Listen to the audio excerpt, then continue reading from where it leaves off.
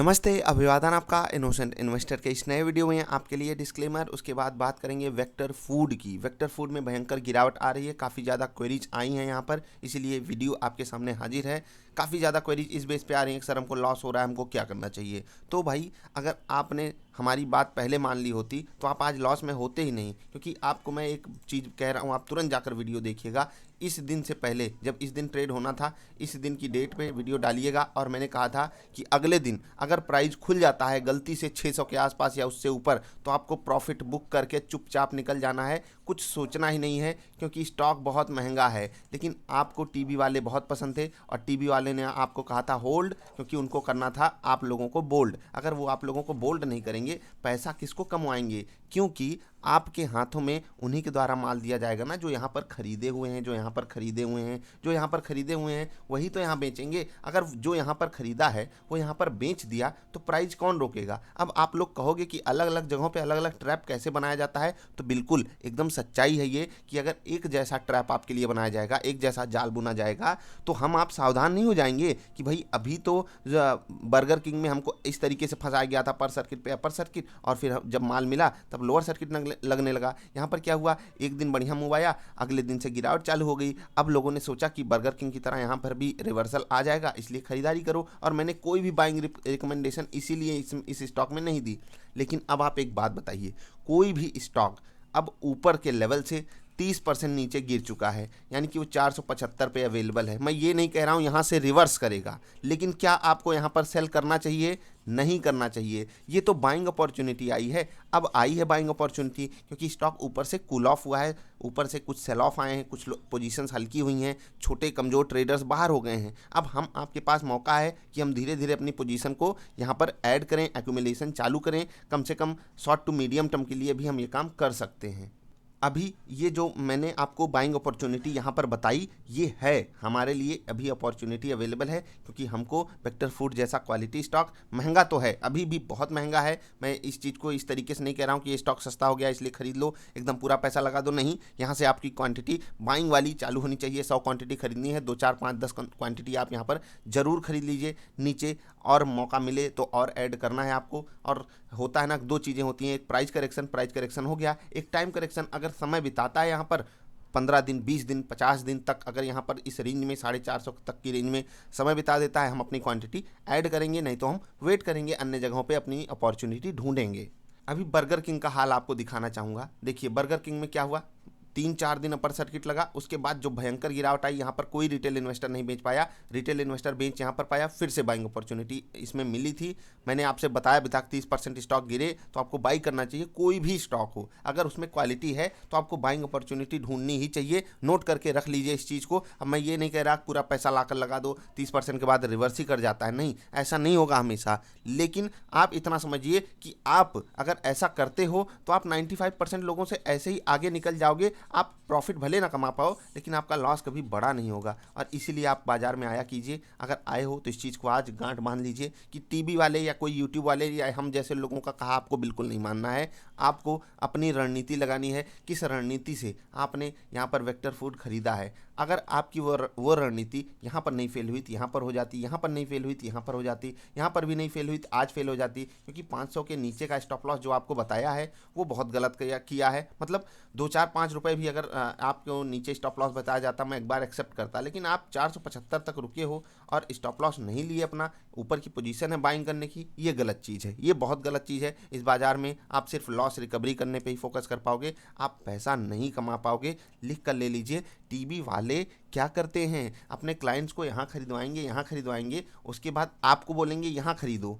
क्यों? क्योंकि अपने क्लाइंट्स का माल यहाँ पर सेल करवाना है, तभी सेल होगा जब आप बाई करोगे, और जब बाइंग यहाँ पर आएगी तो वो आपको यहाँ पर सेल करेंगे। मैं किसी का नाम नहीं ले सकता यहाँ पर, आप लोग समझ रहे होंगे, लेकिन आपको सब पता है कौन क्या कर रहा है आपके साथ। थोड़ा सा सावधानी बरतना सीख लीजिए। अभी मैं आपको बता दूं कि गुड क्वालिटी स्टॉक्स आपको एक्यूमुलेशन जोन पे ढूंढने चाहिए। यहाँ पर हम चार्ट पेपर के हिसाब से नहीं ढूंढ सकते कि एक्यूमुलेशन जोन है कौन सी, तो हम रिट्रेसमेंट का वेट करते हैं। एक गिरावट हमको मिली, हम वहाँ पर खरीदने की कोशिश करेंगे। अकॉर्डिंग टू रिट्रेसमेंट लेवल्स हमको 33.33% के आसपास जब ऊपर से गिरावट हो जाए तो वहाँ पर बाइंग अपॉर्चुनिटी ढूंढनी चाहिए। जो मैं 30% की बात करता हूँ वो इसी लेवल की मैं बात करता हूँ। ये आप जाकर जब टेक्निकल एनालिसिस पढ़ोगे तब आपको ये बातें समझ में आएंगी। अगर आप ऐसे ही तुक्का मार के बाजार से पैसा कमाने आए हो, मैंने आपको बर्गर किंग के केस में भी ये बात कही हुई है कि बाजार आपको अगर तुक्के से पैसा दे रही है, अगर आप बाजार में तुक्के से पैसा कमाने आए हो तो बाजार आपको तमाचा मारेगी, खींच के मारेगी, इतना तेज खींच के मारेगी,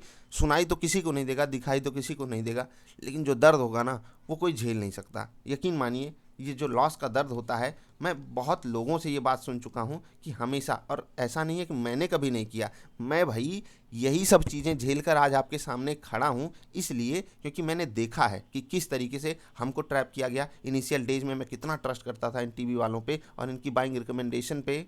मैंने 95 to 98% केसेस में मैंने लॉस किया है, और उसी लॉस के साथ मैं आपके सामने हाजिर हूँ कि जब मैंने किया है तो ये किसी के सगे नहीं हो सकते। जब इन्होंने मेरा प्रॉफिट नहीं करा पाए, जब मतलब ये लोग मेरा प्रॉफिट नहीं कर पाए तो किसका होता होगा? क्योंकि जब इन्होंने बाई करने को बोला मैंने किया, और मुझे पता नहीं क्यों इतना ट्रस्ट था। शायद आप लोग तो इनकी पे उतना ट्रस्ट कभी ना करो। ये भोले बाई तो सवाला स्टॉक अगर 110 भी हो गया था तो भी मैं बाई कर लेता था।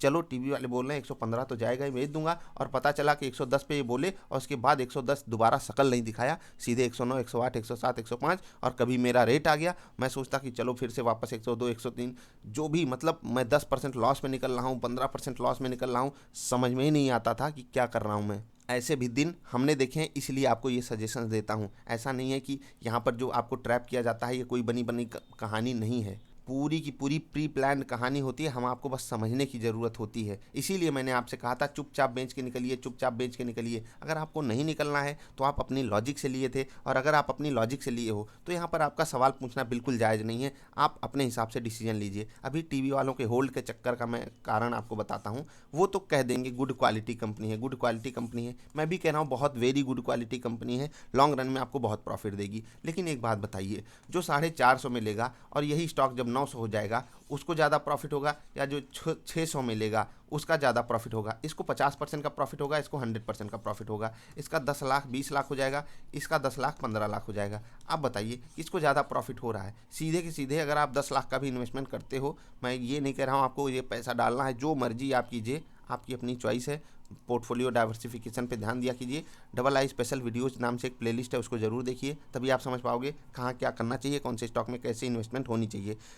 स्मॉल कैप कंपनी है तो आपको किस हिसाब से पैसा डालना चाहिए वो आपकी पर्सनल चॉइस है। अभी 475-80 के आसपास चल रहा है। अगर कोई यहाँ पर खरीदता है, देख लीजिए कितना बड़ा फ़र्क आ रहा है, और 50% का फ़र्क बहुत होता है। अगर सिर्फ स्टॉक ये 900 जाता है, ठीक है, अगर 1800 चला गया तो यहाँ वाले का पैसा 4 गुना हो गया और यहाँ वाले का 3 गुना हो गया, समझ रहे हैं? तब तो 100% का फ़र्क आ गया। इसीलिए मैं कहता हूँ जो आपका बाइंग रेट है वो बहुत मायने रखता है। इसीलिए हम कम खरीदते हैं लेकिन गम नहीं खरीदते हैं, याद रखिएगा। अभी यहाँ पर जितने लोगों ने बाइंग की उनके साथ क्या हुआ आप देख लीजिए। और बर्गर किंग में यहाँ पर कितने लोगों ने बाइंग की, यहाँ पर कितने लोगों ने बाइंग की, यहाँ पर जिन लोगों ने बाइंग की वो यहाँ पर सेल किए हैं। अब उल्टा देख लीजिए, वॉरेन बफे साहब क्या कहते हैं कि जब सब लालची बन गए हों, यही चीज़ आप नोट करके अगर चले जाइए बाजार में, बहुत लोगों से आगे निकल जाओगे। जब सबको खरीदना है तब आप बेच दीजिए, चुपचाप बेच के बाहर निकल जाइए। जब सबको बेचना है तो आप धीरे धीरे माल उठाना चालू कीजिए, क्योंकि यहाँ पर देख रहे होंगे आप वॉल्यूम लगातार कम होता जा रहा है। इसका मतलब आप जाकर समझिएगा, decrease in open interest, decrease in price क्या होता है। फिर से बोल दे रहा हूँ, decrease in open interest, decrease in price क्या अपॉर्चुनिटी आपके लिए लाता है, ये आप ढूंढिएगा। 470 के आसपास भी रेट आ गया है। मैं यहाँ पर आपको ये सांत्वना नहीं दे सकता कि नहीं भाई आप होल्ड करोगे तो आपको गोल्ड मिलेगा। मैं बिल्कुल ये चीज़ कह सकता हूँ जब आप सही रेट पे बाई किए हो, लेकिन आप गलत रेट पे बाई किए हो तो होल्ड किए हो, आपको सिर्फ आपका रेट हो सकता है वापस मिल जाए, क्योंकि आपके पास इतना दमखम अब नहीं बचा है कि 550 में खरीदा हुआ स्टॉक 450 आ जाए, और जब वो 450 से 550 जाए तो आप 650 के लिए वेट करो। नहीं करोगे आप, मुझे पता है 99% लोग ये काम नहीं करेंगे। उनका बस रेट आए, वो अपने रेट को चाहते हैं। और दिल से बताइएगा आप लोग, ये आपके साथ होता है या नहीं? अगर ये चीज़ होती है तो आप अपनी टेंडेंसी बदलिए, ट्रस्ट करना छोड़िए, क्योंकि मैंने ट्रस्ट करके बहुत कुछ गंवाया है। आप भी ट्रस्ट मत कीजिए, खुद के ऊपर ट्रस्ट कीजिए, खुद की लर्निंग के ऊपर फोकस कीजिए, तभी आप एक अच्छे इन्वेस्टर और ट्रेडर बन पाओगे। और रही बात जो लोग जुबिलियंट फूड के प्राइस टू अर्निंग रेशियो से कंपेयर करते हैं, उनको मैं कुछ बताना चाहूँगा कि जुबिलियंट फूड के स्टॉक को 2x होने में, याद रखिएगा 2x होने में 7-8 महीने लग गए और ये स्टॉक 7-8 दिन में दुगने हो गए। मतलब जो आईपीओ आता है उसका जो प्राइस फिक्स होता है, समझ लीजिए स्टॉक का प्राइस है, उसकी रियल वैल्यू इतनी ही है, लेकिन डिमांड के कारण, इतनी भयंकर डिमांड के कारण सीधे 100% प्रीमियम पे लिस्ट होता है, तो गिरावट तो बनती है। अभी आप कहोगे कि बर्गर किंग ऊपर से क्यों नहीं गिर रहा है, तो भाई 210 वाला आपको 170 में मिल रहा है, ये कम थोड़ी, ये मतलब ये गिरावट कम है। आपको ये गिरावट अगर कम दिखती है तो आप बहुत होशियार हो।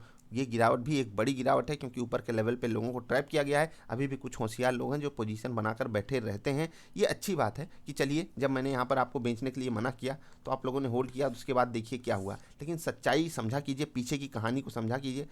एक अच्छे ट्रेडर और इन्वेस्टर बनने में यही इतना फासला है, उसको आप तय कर लेंगे, सारी चीज़ें अच्छी हो जाएंगी। अब रही बात सांत्वना की, काफ़ी लोग मेरे पास क्वेरी इसीलिए भेजे थे कि मैं उनको सांत्वना दे दूं, तो भाई मैं आपको फिर से कह दे रहा हूं, क्वालिटी में कोई कमी है नहीं। और अगर आपका टाइम होराइजन 5 से 7 साल का है तो चुपचाप शांति से बैठ जाइए। जब भी स्टॉक में गिरावट आपको लगे कि हाँ उतनी हो गई है कि आप अपनी क्वांटिटी ऐड कर सकते हो, या 2-4 साल बाद भी जब आपके पास फंड आए तब आप क्वांटिटी ऐड करके एवरेज कर सकते हो। अगर आपको ऐसा लगता है कि गिरावट बरकरार रहेगी, आपके लिए वो बेस्ट केस सिनारियो रहेगा, क्योंकि कंपनी ग्रोथ ट्रैजेक्टरी पे बहुत बेहतरीन परफॉर्म कर रही है। आने वाले 5 से 7 साल आपके लिए बहुत पॉजिटिव होने वाले हैं। अगर आप एक लॉन्ग टर्म इन्वेस्टर हो तो आपको पैनिक करने की ज़रूरत नहीं है, ये तो सब बताएंगे। लेकिन फिर भी मैं कहूँगा कि आपको फिर भी अपना रेट परफेक्ट रखना है। जितना मतलब जितना अच्छा आप सोच सकते हो रेट, उतने अच्छे लेने की कोशिश किया कीजिए। मैं कहता हूँ आप 100 स्टॉक्स में अच्छा रेट ढूंढने की कोशिश करोगे, 10 में मिलेगा ना, यही 10 आपको राजा बनाएंगे। और यकीन मानिए, अगर आप 100 के 100 स्टॉक्स को आप सही रेट पे लेने की कोशिश करोगे, वो कभी नहीं मिलेंगे,